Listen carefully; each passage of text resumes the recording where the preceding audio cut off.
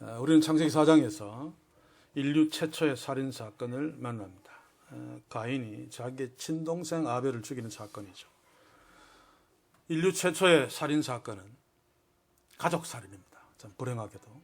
그런데 가인이 자기의 친동생 아벨을 죽인 그 살인 동기를 보면 요즘 흔히들 있는 원한 관계나 또 돈 문제나 치정 관계 이런 게 아니고 예배 문제였습니다. 그래서 이 부분은 우리가 주목해야 될 부분이죠.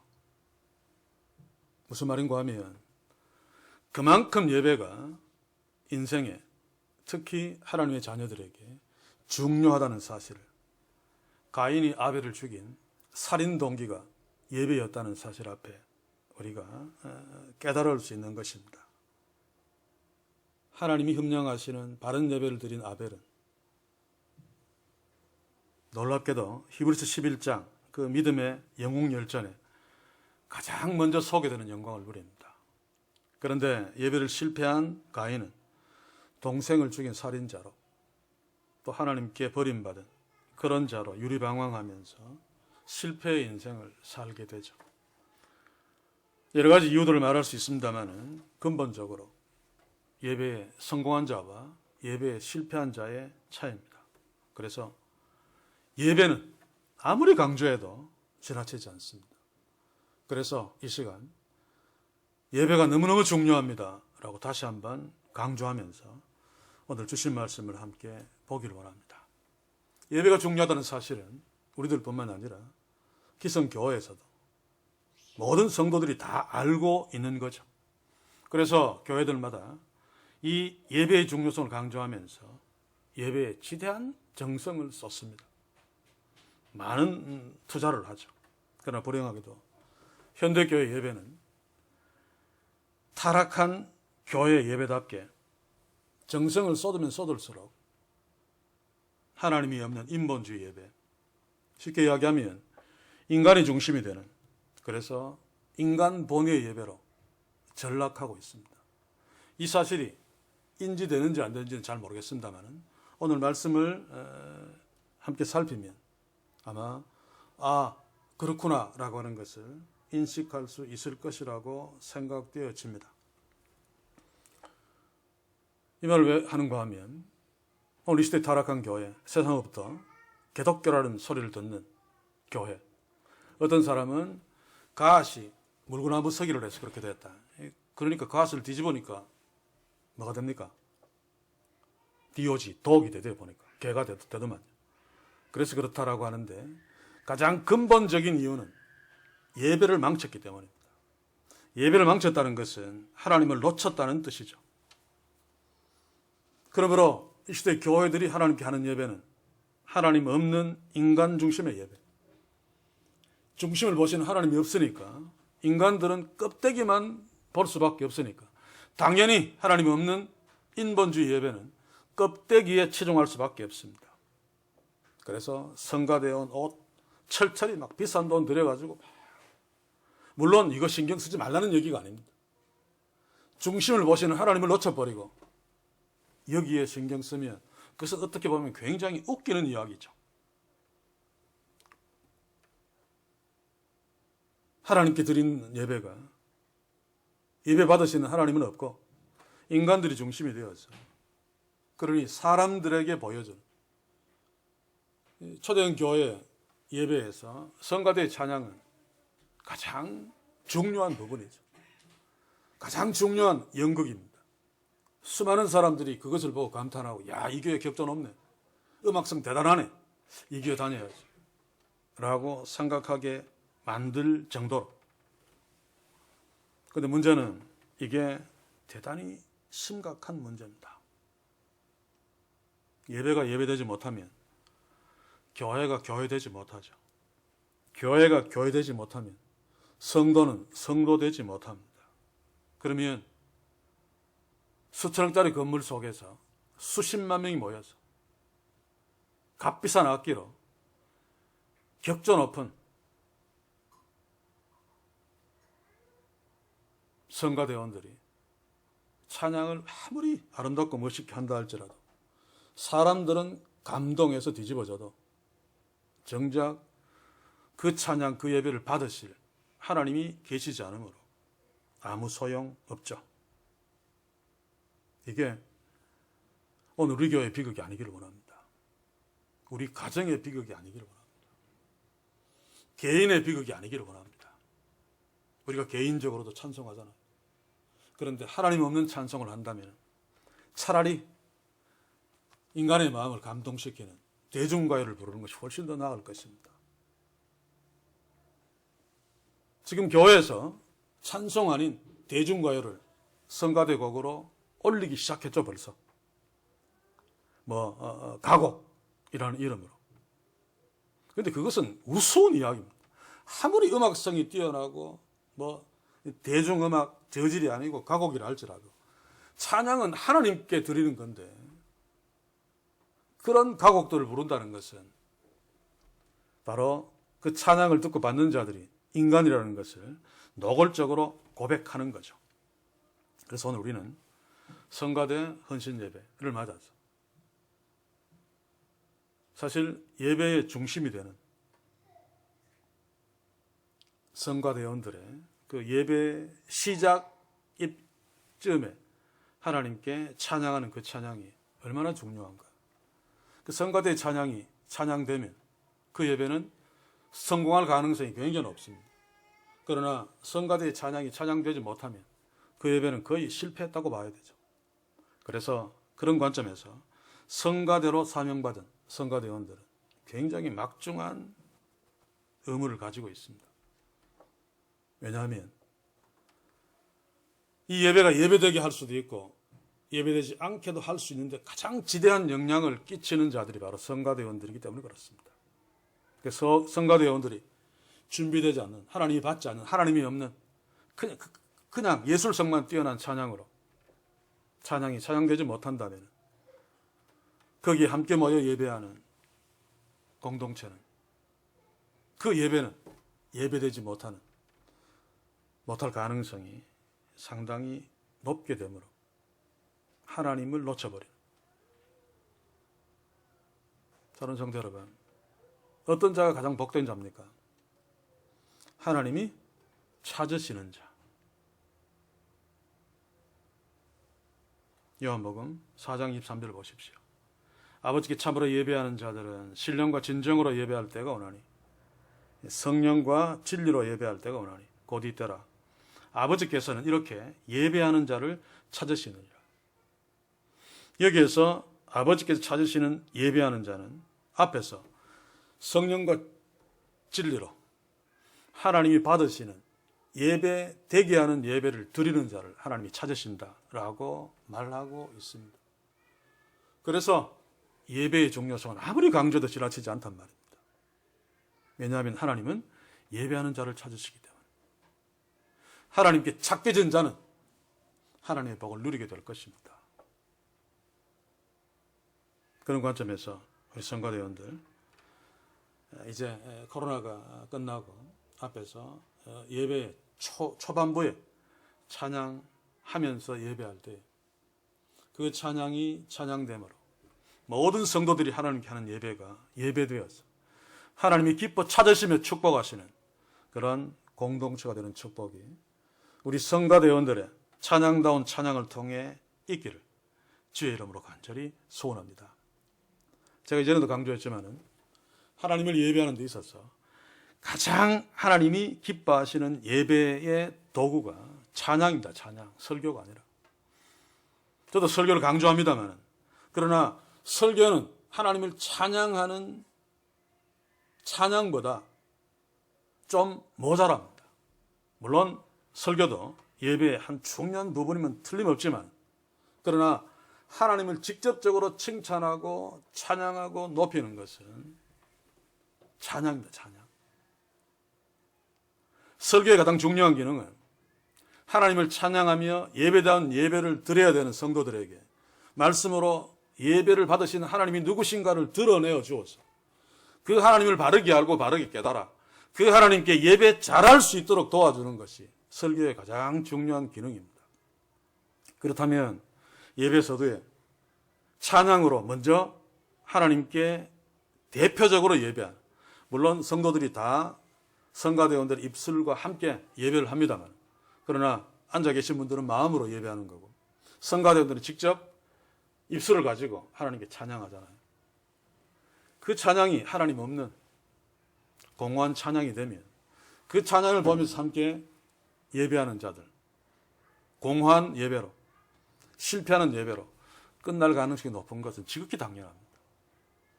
그래서 오늘 헌신을 다짐하며 하나님께 예배하는 성가대원들, 하나님이 우리에게 주신 사명이 얼마나 막중한가. 가장 중요한 사명입니다. 설교자보다 더 중요한 사명. 교회 공동체의 예배, 찬양으로 하나님께 영광 돌려드리는 그 예배가 예배되게 하는 물꼬를 트는 그런 사명을 우리 성가대원들이 맡았다는 사실을 기억하고 예배 때마다 하나님께 찬양할 적에 그 사명을 의식하면서 하나님께 찬송으로 영광 돌려드려서 다른 성도들이 딴 생각하다가도 성가대의 찬양을 보면서 같이 하나님께 찬양하는, 예배하는 예배자로 쫙 빨려 들어가는 그런 축복들이 여러분들의 다른 찬양의 헌신으로 우리 교회에 풍성하기를 주의 이름으로 간절히 소원합니다. 그러려면 성가대원들이 먼저 찬양하며 하나님 앞에 바른 예배자가 되어야 되겠죠. 이 찬양은 예배입니다. 그렇죠? 그래서 우리 한국교회에서 참 잘못, 요즘은 잘 안 씁니까? 예배 시작하기 전에 준비 찬송합시다 그러죠. 그거 하나님 가지고 노는 것일 수 있습니다. 찬양이 준비가 됐습니까? 예배하기 전에 찬양하는 거 바로 예배입니다. 예배. 예배하기 전에라고 하는 것은 형식적으로 예배의 순서 이전에 찬양한다는 뜻이지, 그것이 예배를 준비하는 것이 아닙니다. 찬양은 하나님이 가장 기뻐 받으시는 예배라는 사실을 기억하고 성가대의 사명의 귀중성을 다시 한번 깨달으며 오늘 바울이 1절에서 말하는 하나님이 무슨 예배를 기뻐하시는가를 다시 한번 함께 주목할 수 있길 바랍니다. 1절을 봅시다. 그러므로 형제들아 내가 하나님의 모든 자비하심으로 너희를 권하노니 너희 몸을 하나님이 기뻐하시는 거룩한 산 제사로 드리라. 이는 너희에 드릴 영적 예배니라. 여기서도 오역이 참 많은데 나중에 지적하기로 하고, 바울은 그러므로라고 이 12장 1절을 시작합니다. 이것은 앞에 내용을 받는 거죠. 1장부터 11장까지 전부 다 받는 것입니다. 바울은 1장부터 8장까지 열심히 복음을 이야기했습니다. 모든 사람들이 다 마땅히 지옥 갈 죄인이지만 예수님이 십자가에 죽으시는 그 놀라운 은혜로 모두가 다 거룩한 하나님의 자녀가 되었다. 그리고 9장부터 11장까지는 예수님을 십자가에 매달아 죽여버린 유대인들도 동일한 방법으로 십자가에 나타난 하나님의 사랑에 의해서 구원함을 받고 하나님의 자녀가 된다. 그러므로 너희들 다 유대인이든 이방인이든 다 하나님의 은혜로 하나님의 자녀가 되었다면, 그러므로 하나님을 이렇게 예배해야 되고, 그것이 바로 1절이고 2절은 이렇게 살아야 된다. 선하시고 기뻐하시고 온전하신 뜻을 분별하면서 살아야 된다. 2절은 예배자의 삶의 모습이고 1절은 예배자의 모습을 말합니다. 그런 관점에서 로마서 12장 1절 2절이 로마서 전체에서 가장 중요하다고 볼 수 있습니다. 물론 구원 교리로 로마서 1장에서 8장에 나오는 내용들이 정말 중요합니다만, 그러나 이 모든 것들을 바울이 기록한 목적이 뭔가 하면 너희들은 이런 은혜로 하나님의 자녀가 된 자들이기 때문에 그러므로 이렇게 하나님께 예배하며 살아야 된다. 이런 태도로 살아야 된다 라고 말하고 있는 거죠. 12장 1절 2절을 말하기 위해서 1장부터 11장까지 말했다고 해도 과언이 아니란 말입니다. 바로 이것은 서두에서 제가 얘기했듯이 예배가 얼마나 중요한가 다시 한번 우리가 실감할 수 있는 대목입니다. 자, 그러면 바울은 이제 그러므로라고 시작하면서 이제 구원받은 성도들에게 바로 이런 게 하나님이 기뻐하시는 예배인데, 예배에 대해서 어떤 태도로 예배해야 하나님이 기뻐 예배를 받으시는가를 말하기 전에 형제들아라고 부르고 있는 것 우리가 놓치면 안 됩니다. 왜냐하면 바울이 지금 의도적으로 하고 있는 거거든요. 오늘 본문을 보면 형제들을 빼고 그러므로 내가 하나님의 모든 자비하심으로 너에게 권하노니 라고 해도 충분하고 이것이 어쩌면 더 자연스러울 수 있습니다. 그런데 바울은 로마교회 성도들에게 굳이 형제들아라고 부르면서 뒤에 예배를 이야기하는 것을 준비하고 있습니다. 굉장히 중요한 이유가 있습니다. 뭔가 하면 인간이 모이는 어느 교회들은 마찬가지겠습니다만 오전에는 야고보 교회의 불화를 얘기했죠. 부자와 가난한 자에 대한 어떤 편견. 그런데 로마 교회에도 이런 불화가 있었습니다. 로마 교회는 유대인 그리스도인과 이방인 그리스도인들 사이의 불화입니다. 이 불화의 내용을 이야기하려면 한참 걸리기 때문에 그냥 유대인 그리스도인과 이방인 그리스도인들 사이에 불화가 있었다. 아마 짧게 이야기하면 이방인 그리스도인들은 하나님을 죽인 유대인들이라고 하는 어떤 선입견이 있었을 것이고 유대인들은 그래도 율법을 지키면서 살고 있습니다. 그렇죠? 근데 이방인들은 뭐 율법도 안 지키고 돼지고기도 먹고 그러니까 뭔가 그래서 서로 이렇게 삐그덕삐그덕거리는 그런 관계였습니다. 그래서 바울은 형제들아, 너희들은 형제야. 하나님이 피 주고 사신 한 가족이야, 한 놈이야 라고 형제들아 라고 부름으로 그것을 확인시켜주고 있는 거죠. 왜냐하면 이게 안 되면 뒤에 예배 이야기는 하나만 합니다. 예배는 물론 개인적으로 하나님 앞에 서는 것이긴 합니다만 그러나 더 중요한 것은 공동체 전체가 하나님을 향해 예배하는 것이죠. 그런데 공동체의 일원들이 서로 불화, 미워함 이런 것들을 삐그덕거리며 그 예배는 하나님이 기뻐하시는 예배가 결코 될 수 없습니다. 그래서 바울은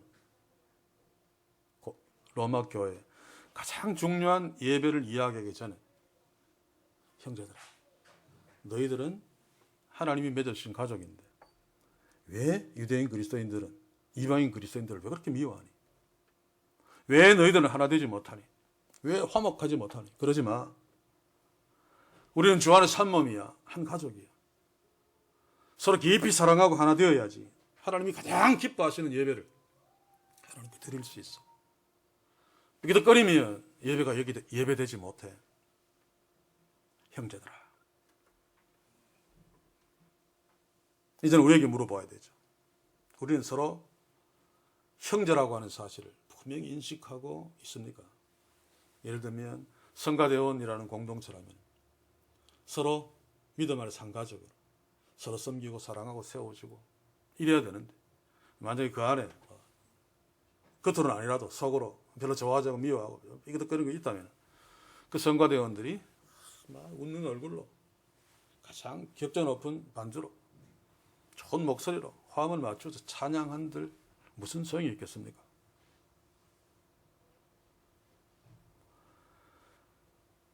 마태복음 5장 24절 한번 보십시오. 예물을 제단 앞에 두고 먼저 가서 형제와 화목하고 그 후에 와서 예물을 드리라. 이게 무슨 말입니까? 하나님의 자녀들은 하나님께 예물 드리고 나아가는 예배가 가장 중요한, 하나님께 예물 드리고 나아가는 예배가 너무너무 중요하기 때문에 그 실패하면 안 되죠. 그런데 형제간에 화목하지 못하고 서로 어떤 삐걱거림이 있다면 그거 그대로 두고 하나님 앞에 예물 들고 나가봤자 하나님이 그 예물을 받지 않는다는 말입니다. 그러니 가장 중요한 예물을 드리는 예배를 성공하기 위해서 먼저 형제들끼리 살펴보고 문제가 있으면 먼저 화목하고 난 뒤에 하나님께 나와서 예물을 드리고 예배해라. 그래야지 예배가 예배된다라고 하는 것이 예수님이 마태복음 5장 24절에 하시는 말씀의 여지입니다. 그래서 우리 교회 공동체는 그것 때문에 사실은 교제를 하는 거죠. 그래서 예배 시작하면서 성도의 교제하는 것, 그리고 사제의 그 기도 시간을 갖는 것, 다 그런 문제들을 떠올려진다면 예배 드리기 직전에라도 마음속 깊이 해결하고, 지금은 뭐 찾아가서 미안하다 소리 못하니까 그런 결심들을 하고, 그래도 응급조치를 취해서 하나 되어서 하나님께 예배자로 서도록 하기 위한 방편들입니다. 일종의. 주일마다 예배자로서는 우리들은 바로 예배 전에 주중에라도 혹시 우리에게 형제와 화목해야 될 일들이 없는가를 한 번씩 체크해 봐야 되죠. 매일매일 말씀 묵상을 하면 당연히 체크됩니다. 그리고 문제가 있다면 예수님의 말씀대로 화목하고 난 뒤에 하나님께 예물을 드리며 예배해야 할 것입니다. 그래서 오늘 이 오후 시간에 성가대 헌신 예배인데, 성가대가 예배 때 찬양하는 것이 정말 중요하다면 성가대원들의 화목, 그만큼 중요할 것입니다. 이거 깨지면 찬양이 아무것도 아니니까. 그러면 예배가 예배되지 못하니까. 그리고 우리들도 마찬가지죠. 남전은 남전도의 대로, 여전도는 여전도의 대로, 성가대는 성가대대로, 또 교회 공동체 전체는 전체대로 주 안에서 한 몸, 한 가족, 한 형제라고 하는 사실은 틀림없는 사실인데, 그러면 서로 사랑하고 서로 섬겨주며 서로 세워주고 인정하고 용납하고 덮어주며 그런 아름다운 관계에서 하나님께 예배하며 나아가야 되는데, 그렇지 못하다면 예배가 예배되지 못함으로 이것은 보통 심각한 문제가 아니란 말입니다. 예배가 예배되지 못하는 예배가 계속 쌓이면 그 공동체는, 그 공동체 예배자는 실패할 수밖에 없겠죠. 그래서 일찍 발견하고 해결해야 됩니다.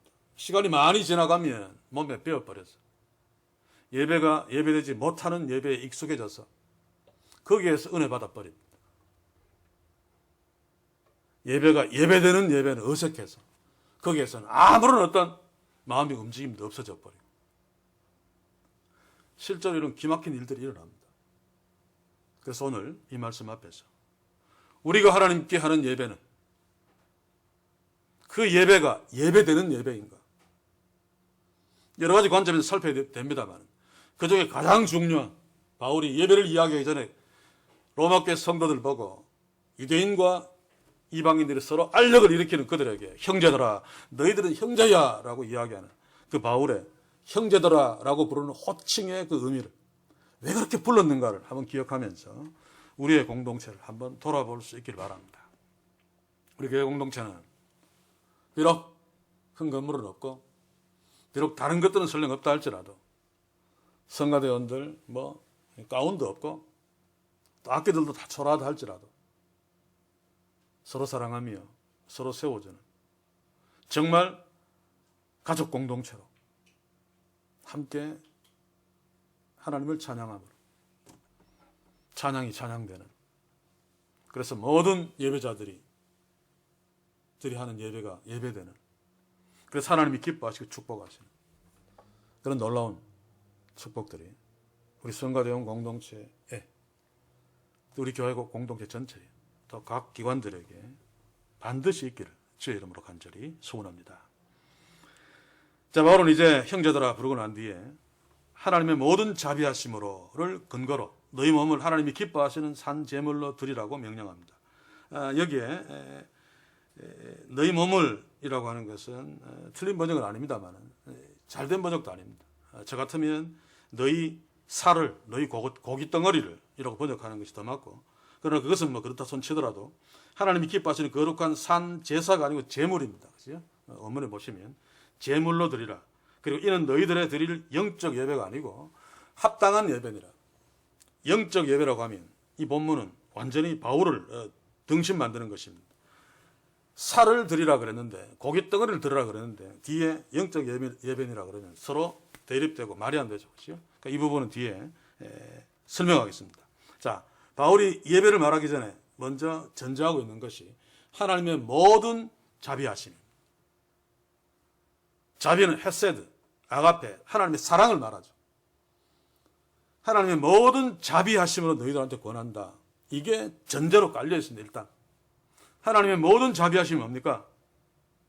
우리를 향한 하나님의 모든 사랑인데 그 사랑이 가장 정점에 나타난 게 어딥니까? 바로 예수 그리스도의 십자가죠. 십자가에 나타난 하나님의 사랑. 그 놀라운 사랑으로 너희들한테 권한다. 하나님의 모든 자비하심으로라고 그러면 떠올리지 않을 수 없는 것이 도저히 용서받을 수 없고 또 용서받았어도 안 되는, 왜냐하면 용서받을 가치조차 없기 때문에 그런 우리들이 하나님의 모든 자비하심으로 용서받고 거룩한 하나님의 자녀가 되어 교회 공동체를 이루고 형제들아라고 불리울 만큼 서로 한 형제가 되어 한 몸이 되었죠. 이렇게 하나님의 모든 자비하심으로 한 몸이 된 형제들이 유대인이라는 이유로, 이방인이라는 이유로, 어떤 신앙적인 색깔이 조금 다르다는 이유로 서로 불화하고 삐그덕거린다면 그것은 십자가에 나타난 하나님의 놀라운 사랑, 하나님이 우리에게 퍼부은, 편견 없이 퍼부은 모든 자비하심을 조롱하는 것입니다. 그래서 이것은 보통 심각한 문제가 아니라는 사실을 우리가 인식할 필요가 있습니다. 어제도 제가 좀 강조를 했습니다만 예배가 예배되는 것, 예배가 예배되지 못하는 것을 결정짓는 중요한 한 요인이 바로 이것이기 때문입니다. 모든 자비하심으로 우리가 하나님의 자녀가 되었는데 그는 용서받을 수 없는 우리를 독생자 예수 그리스도를 십자가에 죽이심으로 아주 엄청난 대가를 치르고 우리를 용서하시고 가족 삼으셨는, 우리는 작은 감정적인 이유로 별것 아닌 것으로 근래 마루에 놔뒀나 방 안에 놔뒀나 그 차이로 막 싸우고 티격거리고 서로 미워하고 안 보고 삐짝거린다면 십자가를 주심으로 하나 만들어주신 하나님의 그 십자가 사랑을 시쳇말로 물러보는 거죠. 그래서 심각한 것입니다. 이것은 우리의 가정에도 마찬가지죠. 이런 관점에서도 부부싸움, 부모 자녀 간에, 또 형제 남매 간에 다투면 안 됩니다. 하나님 우리를 어떻게 사랑하셨는데 그의 모든 자비하심 아들까지 주시면서 우리를 사랑하셔서 한 가족 만드셨습니다. 그것은 바울의 주장에 따르면 하나님이 기뻐하시는 예배자로 세우기 위함인데 서로 틱각틱각거려서 하나됨이 깨어져 버리면 그 예배는 예배될 수 없습니다. 그런데 저도 나름대로 이유가 있습니다. 누구를 싫어하고 미워하고 그리고 또 이렇게 대화를 해보면 다 합당한 이유가 있습니다. 정말 좋아할 수 없는 그런 정당한 이유들이 있습니다. 그러나 그럼에도 불구하고 그런 이유들이 바울이 먼저 제시하는 하나님의 모든 자비하심으로 라고 하는 것 앞에 세우면 아무런 이유가 안 됩니다. 그렇죠? 그게 이유일 수 없습니다. 하나님의 아들을 죽이심으로 우리에게 사랑을 베풀어 형제되게 했는데 그 사이에 무슨 이유로 서로 미워하고 티각거리면서 불화를 일으켜야 됩니까? 어떤 이유로? 그래도 우리는 미워해야 될 합리적인 이유를 내세워서 나는 정당하다, 네가 틀렸어, 그러니까 너는 나한테 좋은 대우 받기를 원하지 마, 이러면서 자신의 그 싫어하고 미워하고 왕따시키는 것을 합법화시키죠. 이럴 때 우리는 십자가를 떠올려야 됩니다. 하나님이 그것이 나를 어떻게 사랑하셨는가. 바울도 바로 그런 관점에서 하나님의 모든 자비하심으로 내가 권한다 라고 이야기하죠. 우리는 인생이기 때문에, 연약하기 때문에, 어리석기 때문에 자주 이럴 수 있습니다. 그렇죠? 자주 별것 아닌 이유로, 그러나 내가 맞아, 너는 정말 나한테 그러면 안 돼, 그런데도 나한테 사과도 한 번 안 하고 잘못한 것도 모르는데 내가 어떻게 너를 환영할 수 있는가, 어떻게 너와 한 형제처럼 지낼 수 있는가, 나는 그럴 수 없어 라고 할 수 있는데, 문제는 그럼에도 불구하고 하나님의 모든 자비하심으로 우리가 하나님의 자녀가 되었기 때문에 그것이 계속 지속되거나 더 나빠지면 안 된단 말입니다. 왜 지속되고 나빠집니까? 하나님의 모든 자비하심이 자신의 삶에 영향을 주고 있지 않기 때문입니다. 그래서 우리의 미워함과 싫어함은 부부 사이라도 싸울 수 있죠. 그러나 그것은 빨리 정리되어야 됩니다. 일시적인 것이 되어야 됩니다. 지속되고 계속 깊어지면 결국 하나님의 모든 자비하심이 무색해지는, 어쩌면 그것이 없는.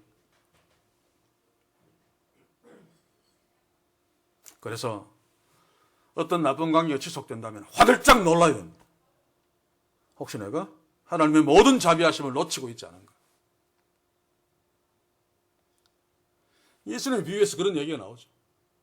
10,000달란트 탕감받은 자가 그 별것 아닌 100대 내용 때문에 목을 틀어잡고 감옥에 가두는, 얼마나 바보 같은 짓입니까?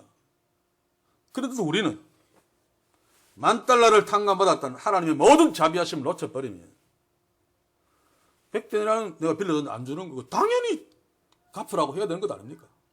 그거 안 갚으면 목 틀어잡고 법정에다 고소해서 감옥살이 시키고, 그래서 정신 바짝 차리게 만들어야 되는 것 아닙니까? 그래야지 딴 사람한테 돈 빌려서라도 그 짓 못하지.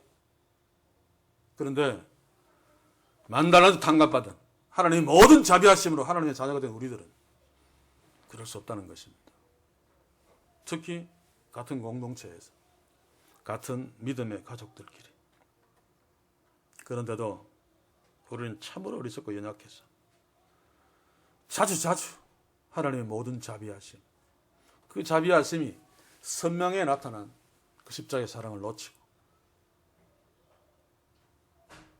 작은 이유 때문에 하나님이 피 주고 사신, 그래서 하나님의 영광이 있는 나의 가족을 미워하고 싫어하고 외면하고 있단 말입니다. 이게 궁극적으로 얼마나 심각한 문제인가는 결국 공동체 예배가 예배되게 하지 못하기 때문입니다. 하나님 받지 않습니다. 생각해 보십시오. 부모는 알 것입니다. 형제간에 서로 죽일 듯이 미워하면서 아버지 생일날 아주 값비싼 선물을 가지고 왔다. 둘이 막 싸우면서 칼까지 품고 그랬다면 아버지가 그 선물이 기뻐할 수 있겠습니까? 그런데 둘이 막 너무 화목하게, 그런데 가난해서 선물은 조그만 거 가지고 왔다. 그래도 진짜 아버지는 기뻐 어쩔 줄을 몰라 할 것입니다. 그게 하나님이 받고 싶은 예배입니다. 하나님이 우리에게 어떤 예배를 받고 싶어 하는가를 다시 한번 확인하고, 우리가 형제됨을 자꾸 잊어버리는 것은 하나님의 모든 자비하심을 놓치기 때문이라는 사실을 인식하고 매일의 말씀 묵상 앞에 서서 하나님이 나한테 얼마나 큰 사랑을 베풀고 계시고, 그러므로 나는 하나님 앞에서 어떤 존재인가를 매일매일 확인하면서, 그러므로 어그러졌던 형제 사이에, 부부 사이에, 가족 사이에 그 불화담들이 깨어지고 해결되고 정말 서로 섬기며 살아가며 하나 되어 하나님께 예배할 때 하나님이 기뻐 받으시는 예배가 예배되는 그런 축복들이 우리의 가정과 우리에게, 우리가 하나님의 모든 자비하심을 의식함으로 이루어질 수 있기를, 형제를, 가족을 진짜 사랑할 수 있기를 주의 이름으로 간절히 소원합니다. 그리고 1절에서 그 다음에 너희 몸을 드리라 라고 말합니다. 단도직입적으로 결론적으로 이야기하면 너희의 모든 것을 드리라 라고 하는 얘기인데, 몸을 영어 성경에 보니까 이것은 복수입니다. 너희 몸이니까 너희 몸들인데 bodys라고 해야 됩니까? body로 보통 번역해 놓았고, 한글 성경에 보니까 자신을, 너희 자신을 드려라. 틀리는 말 아니면 다 맞는 말입니다. 그런데 바울이 여기 헬라어로 소마라고 표현한 것 나름대로 중요한 이유가 있습니다. 헬라어 소마는 육체, 고깃덩어리라는 뜻입니다. 왜 바울이 로마 교회에 이 용어를 의도적으로 썼는가 하면 당시에 헬라 문화권에서 유행되었던 철학 사상이 이혼론입니다. 그렇죠? 로마 교회 안에서 그대로 다 영향을 받고 있는 거죠. 이 고린도 교회도 마찬가지입니다. 뭔가 하면 인간은 육체 고기 덩어리와 영혼으로 이루어졌다. 그런데 영혼은 선한 건데 육체는 악하다. 영혼은 고상한데 육체는 열등한 거다. 이렇게 생각했습니다. 그래서 그 로마 시대에 속담이 있죠. 소마 세마 에스틴. 뭔가 하면 육체는 무덤이다. 그만큼 육체를 열등하고 나쁜 것으로 봤습니다. 사람은 살아있을 동안에 그 고상하고 선한 영혼이 악하고 열등한 육체에 갇혀있기 때문에 육체가 영혼의 감옥이죠. 갇혀 살기 때문에 영혼은 막 선하게 살고 싶어 하는데 육체가 막 나쁘고 막 열등하기 때문에 육체가 막 죄를 져서 계속 끌려가고 죄진다 그 말입니다. 그러다가 육체가 죽으면 영혼은 육체의 감옥에서 탈출하여 선하고 자유롭게 된다. 그래서 우리도 그러잖아요. 그런 말 많이 하잖아요. 우리의 중심을 바쳐라. 마음을 다해서 예배 드려야지. 그렇듯이 이들은 이 고기 덩어리는 열등하고 더러운 것이니까 배제시키고 선한 영혼, 마음 이것으로 하나님께 예배하라 라고 자연스럽게 그들은 육체를 배제시켰습니다. 바울은 바로 그 고기 덩어리까지 하나님께 바쳐라 라고 하는 거죠. 고린도 교회에 부활을 받아들이지 않았죠. 고린도 교회는 부활을 믿지 않았다는 것은 부활을 안 믿은 것이 아니고 육체 부활을 받아들이지 않았습니다. 왜냐하면 그때 육체는 영혼의 감옥인데 육체가 죽어서 영혼이 자유한데 나중에 예수님이 재림해서 그 육체가 다시 부활한다. 감옥이 다시 부활해서 내 영혼을 가둔다고 생각하니까 이거 있을 수 없는 일이지. 말도 안 된다. 그래서 우리 육체 부활을 원하지 않는다. 그래서 부활이면 영혼 부활이지 뭐. 그래서 고린도 교회는 육체 부활을 받아들이지 않았습니다. 바로 이 헬라의 이혼론적인 사상 때문에. 이것은 로마 당시뿐만 아니라 오늘 이 시대에도 그렇습니다. 중세의 수도원 제도가 바로 이 사상의 연장이죠.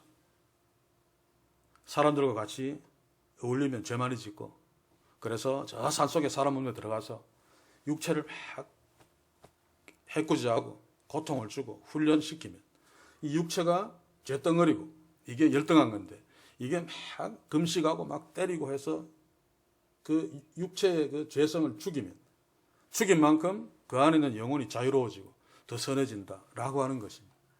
그래서 육체를 계속 괴롭히죠. 불교에도 마찬가지입니다. 고행하면서 하는 게 뭡니까?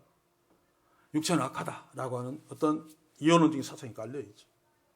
그런데 하나님은 예수를 십자가에 죽이심으로 우리의 영혼과 육체를 다 깨끗하게 하셨습니다. 하나님 우리의 영혼을 사랑하는 만큼 우리의 육체도 사랑합니다. 육체와 영혼이 같이 있어야 인간이죠. 그래서 예수님이 재림하시면 우리의 다 썩어 빠진 다 먼지가 되어버린 그 육체를 살리셔서 온전한 인간으로 우리를 천국에 들여 보내시는 것입니다. 그런데 로마 교회에서는 이런 어떤 사고방식에 육체는 별로 신경 쓰지 않고 도외시하고 마음을 하나님께 드려야 된다. 우리 시대도 그런 사람들 많죠. 물론 껍데기는 속이 본질이니까 그렇게 둘을 객관적으로 비교하면 이게 더 중요하다라고 말할 수는 있습니다만 그러나 이것은 따로 떼어놓고 볼 수 없는 거죠. 제가 늘 이야기합니다만 피아노 그러면 건반과 그 몸통이 있어야 됩니다. 근데 우리는 피아노 그러면 그 건반을 중점적으로 생각하죠. 이게 영혼이라면. 근데 피아노 건반을 확 떼가지고 땅에 놓고 이것만 가지고 피아노라고 할 수 없고 저것만 가지고 피아노라고 할 수 없죠. 피아노 몸통과 건반이 같이 있어야지 피아노입니다. 하나님이 우리 기뻐하시는 우리 인간은 육체와 마음이 온전히 있는 전인격. 그래서 이 몸을 드리라고 하는 말은 너희의 영혼을 드린다는 것은 당시의 사람들은 당연하게 생각했습니다. 마음을 드리는 것은. 그런데 너희들이 도외시하는 그 몸을 드리라. 몸까지 드려서 모든 것을 하나님께 드리면서 예배하라. 육체 불결하거나 열등하거나 더러운 것이 아니다. 그것이 문제가 된다면 그것을 주신 하나님이 문제가 되는 것입니다. 그래서 우리는 우리의 영혼을 사랑하는 것만큼 우리의 육체를 사랑해야 됩니다. 하나님이 기뻐하시고 사랑하시는 것입니다. 잘못된 이혼론적인 철학 사고방식 때문에 우리는 나도 모르게 육체를 열등하게, 영혼, 마음을 더 중요하게 여기는 경향들이 있습니다. 똑같이 중요하다는 사실을 다시 한번 기억하며 하나님께 예배할 적에 몸과 마음을 모든 것을 다 드리는, 그래서 나의 머리카락까지 드리는. 제가 책을 읽으면서 참 감동했던 것이 일본 사람 이름을 잊어버린 무슨 모모코 여사 간암으로 고통당하면서 이제 몸이 덜 아플 때는 그래도 교회 나와서 예배했는데 나중에는 중환자실에 누워서 있을 적에 있으면서도 글을 썼죠. 그 글에 보면 이제 나는 몸으로 하나님 앞에 나아가 예배할 수 없구나. 지금 병석에 누워 있는데 나의 고통이요, 나의 이 열나는 열이요, 하나님을 찬양하라. 그게 바로 바울이 몸을 하나님께 드리라 라고 하는 것입니다. 나의 그 고통마저도 하나님께 찬양이 되도록. 그래서 우리가 예배할 적에 모두를 드려야 되죠. 구약 제사에 보시면 짐승을 잡아서 모두 다 확 불태워 드립니다. 그게 대속 제물이죠. 그래서 너희 몸을 드리라 라고 하는 것이 모든 것을 드려라. 육체까지도 하나님께 드려야 된다 라고 하는 것을 설명하는 것이 바로 뒤에 하나님 기뻐하시는 거룩한 산제사로 드리라, 산제물로 드리라, 여기에 나오죠. 이 제사가 제물입니다. 그렇죠? 십자가 이전에 성전 제사는 대속 제물은 일단 죽어야 됩니다. 그리고 제단이 올려져서 기름까지 몽땅 다 태워서 드려야 되죠. 하나도 남김없이 다 태워버립니다. 이게 죄인들이 하나님 앞에 예배하는 본질입니다. 그런데 짐승은 흠없는 것으로 하나님께 제물로 다 태우는데 우리 인간들은 흠이 있고 죄인입니다. 그래서 거룩한 제물이 될 수 없습니다. 그래서 여기서 거룩한 산제물이라는 것은 바울이 이 말을 통해서 로마 교회 성도들에게 십자가를 떠올리게 하려는 것입니다. 십자가의 능력이 아니고는 어떤 인간도 거룩하게 될 수 없습니다. 그리고 주님이 십자가에서 단번에 죽으심으로 거룩한 제물이 되셨기 때문에 우리는 그 십자가의 공로로, 그 십자가의 능력으로 거룩한 예배자가 되고 죽지 않고 산자로 하나님께 제물이 된다는 뜻입니다. 그런데 저는 어릴 적에 거룩한 산제물을 그렇게 배우지 않았습니다. 그래서 예배하기 전에 자기 죄를 돌아보고 회개해서 거룩함을 충족시키고 그 다음에 그때는 한글 개혁이기 때문에 산제물이 아니고 산제사입니다. 산제사는 살아있는 예배를 드려야 된다. 그래서 막 다 죽은 것처럼 빌걷지 말고 역동적으로 박수치며 찬양하면서. 그래서 순복음 교회가 우리에게 가져준 이익은 딴 거는 몰라도 역동적인 예배를 우리에게 알게 했다. 이게 산제물이라는 뜻으로 배웠습니다. 그래서 옛날에 제 어릴 적에 우리 장로교회 예배는 조용했습니다. 박수 안 움직이면서 그냥 찬송 거룩하게 불렀죠. 그러다가 순복음이 좀 유행하면서 막 박수치고 막 이러면서 막 찬양했습니다. 물론 이게 나쁘다는 뜻은 아닙니다. 찬양하고 예배하면 하다가 감정이 동해서 기뻐지면 춤출 수 있죠. 막 박수 칠 수 있죠. 그러나 적어도 여기에 산제물이라는 것은 그 뜻이 아니란 말입니다. 예수님이 십자가의 죽으심으로 말미암아 우리는 죽지 않고 제물이 될 수 있다. 이런 거룩하고 죽지 않는 제물이 되어서 하나님께 예배하려면 십자가 없이는 불가능합니다. 그래서 하나님의 모든 자비하심이 나타난 십자가, 그 십자가 의지하고 너희들이 예배할 적에 너희들이 진정 하나님 앞에서 거룩한 산 제물이 될 수 있다 그 말입니다. 우리는 얼마나 많이 십자가 빠진 예배로 예배가 예배되지 못하게 하는 실패를 하고 있습니까? 십자가가 빠지면 우리의 공로, 껍데기가 신경 쓰여지죠. 그리고 찬양은 이렇게 해야 돼. 악기는 뭐 성가대로 깨끗하게 있고 사람들이 어떤 정성 노력으로 하나님께 예배하려고 나아갑니다. 저절로 그렇게 됩니다. 하나님의 공로가 아니고 십자가의 은혜가 사라져 버리면 우리의 노력으로 우리의 공로로 뭡니까? 정성을 들이면 하늘이 감동한다. 물론 하나님 앞에서 예배하면 살아계신 하나님이 보이면 의식되면 저절로 정성을 쏟게 되어 있습니다. 그러나 이것은 예배의 본질이 아닙니다. 이것 자체만으로는 아무런 의미가 없죠. 거룩하지 않기 때문에. 우리의 정성이 무슨 대수입니까? 죄인들이 뭐 정성 들여봤자 까부는 것에 불과합니다. 그러나 이것이 정성되고 거룩하게 되려면 반드시 예수의 십자가가 있어야 됩니다. 그래서 주의 십자가 의지하고 하나님의 모든 자비하심이 나타난 그 십자가 의지하고 하나님께 거룩한 산 제물로 예배하라는 것입니다. 거기에 국회의원, 잘난 인간, 헌금 많이 한간 아무도 없어. 다 사라집니다. 하나님의 아들이 죽으신 십자가가 있는데 거기에 무슨 잘난 인간이 있습니까? 무슨 대통령 후보가 앉아있으면 그 예배가 빛납니까? 그런데 그 따위 드리잖아요. 눈에 보이는 것도 대단하면 이거 예배 대단하다. 하나님이 기뻐하실 거야. 수수감사절은 앞에 막 이런 거 막 곡식 많이 갖다 놓고 하나님이 기뻐하실 거야. 물론 그 자체는 문제가 없습니다만 하나님의 은혜, 하나님의 모든 자비하심, 하나님이 우리 대신 죽어주신 그 십자가가 빠져버리면 이런 것들은 아무것도 아닙니다. 그냥 인간 눈에 그냥 즐거워 기쁜 정도로 끝나버리죠. 예배가 예배되지 못하는 헛된 예배가 되고 맙니다. 사랑하는 성도 여러분, 그러므로 꼭 기억합시다. 형제들아, 하나님께 예배하기 전에 화목합시다. 그리고 하나 되어 하나님께 예배합시다. 그리고 몸까지 드립시다. 전부를 나의 고통, 나의 열이여 하나님을 예배하라.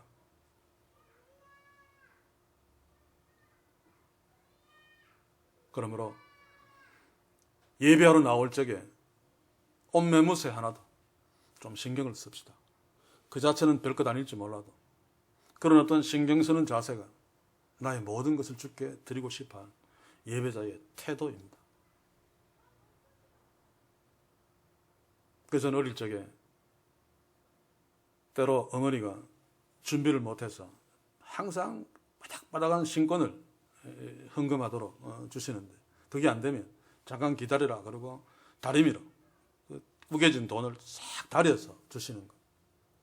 물론 그것이 잘못 교육도 될 수 있지만 지금 와서 생각하면 그 하나님 앞에 헌금 드리는 것을 깨끗한 것으로 드리고 싶어하는 그 정신, 그 마음, 그것은 굉장히 귀중한 거죠. 그런 관점에서 우리는 얼마나 하나님을 가볍게 여기고 있습니까? 그래서 예배 앞에서 우리의 태도들을 다시 한번 돌아봅시다. 우리는 나의 하찮은 것도 하나님이 주신 것입니다. 귀한 것입니다. 그래서 나는 모든 것을 하나님께 드리면서 예배하기를 원합니다. 모든 것을 하나님께 드리는. 그리고 십자가 빠지면 나의 정성, 이 모든 것들은 더러운 쓰레기에 불과합니다. 예수께서 내 대신 십자가에 단번에 죽어주심으로 내가 거룩한 하나님의 자녀가 되었고 그래서 내가 하나님 앞에 예배할 수 있습니다. 거룩한 죽지 않는 제물이 되어서 주여 감사합니다. 십자가를 주신 하나님 감사합니다. 십자가를 기억하면서 하나님께 예배한다면 이 예배야말로 하나님이 기뻐하시는 합당한 예배가 될 것입니다. 그래서 바울은 마지막에 뭐라고 말하고 있는가 하면 이는 앞에 바울이 제시한 것들이죠. 너희에 드릴 합당한 예배니라. 그런데 영적 예배, 제가 한국에 쓰는 용어 중에 제일 싫어하는 것 중에 하나가 영적 영성 이런 말입니다. 이게 앞에서 이야기했듯이 헬라 철학에서 이중구조죠. 육체와 영. 영적으로 나머지 반대 것들은 무시하는 겁니다. 아닌데 같이 그래서 막 뭐 영성이 뛰어난 사람 막 금식기도 막 해서 육체를 막 괴롭히면 영성이 다 뛰어나죠. 40일 금식기도 3번 한 사람 자신이 뭐 대단한 어떤 뭐 영역이 있는 것처럼 폼 잡고 있습니다. 전부 사기입니다, 사기. 우리는 우리의 노력으로 영성이 뛰어나질 수 없습니다. 그러면 십자가 필요 없습니다. 계속 자기 몸을 처복동시에 영성이 계속 뛰어나서 하나님까지 도달하면 되지 않습니까? 그런데 여기 헬라어에 로키켄인데 이건 로고스, 우리가 잘 아는 말씀, 원래의 뜻은 이성이라는 뜻입니다. 그래서 이것이 바로 하나님이 기뻐하시는, 하나님이 받으시는 이성적인, 합리적인, 그래서 가장 우리 정서에 적절한 것이 합당한이라고 번역하면 가장 좋을 것 같습니다. 합당한 예배다. 여러분, 영적인 예배하면 안 됩니다. 바울이 우리의 육체 살까지 드리라 그랬는데 영육이 합한 영적이고 육적인 예배, 모든 것을 다 드리는 예배, 바로 이 예배를 하나님이 기뻐하시는, 하나님께 합당히 드려지는 예배입니다. 성가대원들이요, 우리 교회 공동체 지체들이요, 앞으로 하나님을 예배할 때마다 바로 바울이 로마 교회에 이야기한 것처럼 우리는 형제들이다. 우리의 구질구질한 것처럼 보이는 것마저도 하나님이 기뻐하신다. 부자만, 국회의원만 예배드린 고상한 예배가 아니고 정말 사회에서 뭐 실패하고 뭐 형편없다 할지라도 하나님이 기뻐하시는 거룩한 산제물이 될 수 있다. 나의 몸까지 하나님께 드리는 예배자. 그리고 이 모든 예배를 하나님이 거룩한 예배로 받으시는 절대적인 조건은 십자가의 능력밖에 없다. 하나님이 죽어주심으로 내가 거룩한 제물이 되었고, 하나님이 죽어주심으로 나는 살아서 불에 다 죽지 않고 예배자로 설 수 있다. 이건 놓치지 않는. 그렇지 않으면 장로끼리, 목사끼리 모여 앉은 예배가 훨씬 더 멋있는 예배, 대단한 예배가 되고 맙니다. 그런 사고방식 노예에 가면 팽배해져 있습니다. 우리 노예원들이 예배하는데 이렇게 예배해서는 되겠느냐? 사실은 맞는 것처럼 보이지만 말도 안 되는 이야기입니다. 그러면 거짓끼리 모여서 예배하는 것은 그렇게 예배도 됩니까? 예배는 오직 하나님 모든 자비하심으로 십자가에 나타난 그 능력, 그 공로, 그 은혜로 거룩한 산제물로 설 수 있는 것입니다. 그래서 바울처럼 십자가만 합시다. 십자가만 자랑합시다. 하나님의 나를 향하신 사랑이 나타난 그 십자가 의지하고 예배하며 그 십자가의 은혜로 삶으로 우리의 삶 전체가 하나님이 기뻐하시는 산예배, 산제물이 되는 축복, 특히 성가대원들의 그런 예배로 예배가 예배되게 하는 예배자, 성가대원들이 되어서 이게 공동체의 예배가 예배 때마다 예배가 예배되는 예배로 하나님이 기뻐 받으시고 하나님 그 예배를 통해서 우리를 축복하시는 그 놀라운 축복의 역사가 오늘 12장 1절의 말씀이 우리의 예배에 그대로 구현됨으로 우리 교회 공동체에 풍성하기를 주의 이름으로 간절히 소원합니다. 기도합시다. 주여, 우리가 하나님께 구원받은 하나님의 자녀가 되었으므로 우리 모두가 하나님이 기뻐하시는 한 가족이므로 그 하나님의 모든 자비하심을 기억하며 우리의 천한 것까지 다 주께 드리며 예배자로 나아갈 수 있게 하소서. 그때 우리의 자랑, 우리의 잘난 것들이 아니라 십자가 의지하고 십자가로 말미암아 거룩한 산제물로 주께 드려지게 하시어서 우리의 예배는 하나님께 예배할 때마다 하나님이 기뻐하시고 하나님이 합당케 받으시는 예배가 되어 하나님이 주시는 놀라운 복들을 예배를 통해 우리가, 우리의 가정, 이 교회가 풍성히 누리게 하옵소서. 특별히 오늘 헌신을 다짐한 성가대원 예배 때, 예배 초두에 찬양으로 하나님께 먼저 영광 돌려드릴 때 모든 성도들이, 놓쳤던 성도들이 있다 할지라도 다시 하나님을 만나며 다시 십자가를 의지하며 다시 모든 것을 드리며 서로 하나 되어 하나님께 예배하게 하는 그런 성가대원들의 헌신이 있게 하셔서 성가대원들을 통해서 이교회 공동체 예배가 더욱 예배되는 축복을 허락해 주옵소서. 예수님의 이름으로 기도하옵나이다. 아멘.